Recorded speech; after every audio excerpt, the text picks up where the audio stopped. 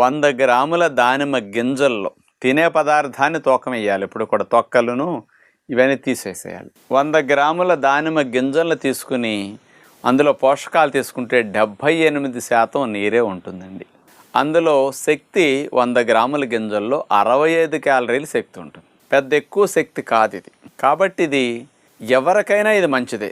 తక్కువ క్యాలరీస్ ఉంటాయి, ఎక్కువ పోషకాలు ఉంటాయి, సూక్ష్మ పోషకాలు, విటమిన్స్, మినరల్స్ అద్భుతంగా ఉంటాయి అన్నమాట. అంచేత ఇది మంచి రసముతో కూడుకున్న పండు. ఓకే.